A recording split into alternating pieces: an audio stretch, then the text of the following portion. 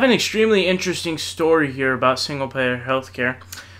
Elizabeth Warren has now jumped onto ship of supporting single-payer healthcare and calling for the Democrats to run on that platform. So if you want to check that story out, you can. But we have something truly crazy here because billionaire, multi-billionaire, one of the richest people on the planet, one of the most famous rich people, one of the most famous people for being rich. That's why he's famous. Warren Buffett has made the case for single-payer healthcare. And I don't think you understand how much this means. If there's a billionaire who supports the single-payer healthcare plan, it makes it mainstream because everyday Americans now think, wow, if this billionaire, because people who are rich, people respect you. That's the one thing that they most often do. And even though Trump's a jackass, idiots will respect him even though he got, millions of dollars from his dad. But anyways, case in point being, once those idiots who are Trump fans, this is going to help make single payer more mainstream. But let's get into it though. Here's what he said. He said, quote, one government insurer would be more effective at controlling costs, the billionaire says. So let's get into it. So this is what the Huffington Post says, is an article by Daniel Morantz. Billionaire investor Warren Buffett expressed support for adopting a single-payer healthcare system on Monday, arguing that it would likely do a better job of controlling runaway costs. In an interview on PBS NewsHour, host Judy Woodruff asked Buffett, a longtime Democratic donor, how the United States should address the Affordable Care Act, commonly known as Obamacare. Buffett qualified his comments by claiming that healthcare policy was, quote, way outside his circle of competence. So he's trying to be nice and trying to act as if he doesn't know, but we know he knows. With my limited knowledge, I think that single payer probably is the best system, Buffett said.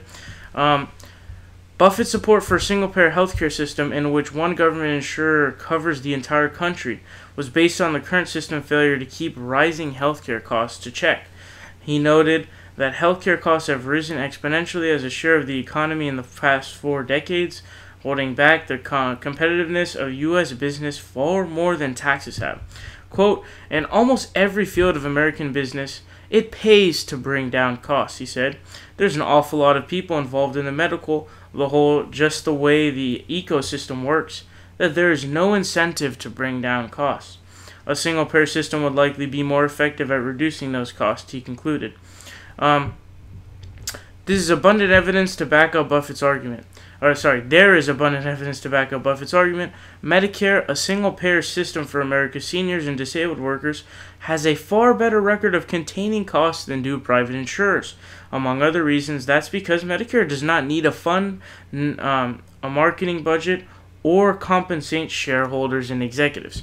So yes, this is true. The government, being a single entity, would be quite obviously better at controlling costs for healthcare than private insurance companies, especially considering the abstract sense and the understanding that these private insurance companies, they have ulterior motives. Their motive is not to insure the American people. Their motive is not to take care of the American people. Their motive is not to make sure that the costs are affordable for the American people. None of that is their motive. But the government's motive should be that. So there you get a huge difference. And plus it's just clear, what would happen. The Medicaid is quite the example. But if Warren Buffett's on base, this will make it a lot more mainstream. If you guys haven't heard, single-payer healthcare support has surged. Basically since the Bernie run, I mean, it's really changed the political structure and the political climate because now the feelings for single-payer healthcare have indeed changed. And if we can eventually get a non-corporate Democratic coalition within the Senate and the House, somehow, some way, magically, we could possibly get that passed.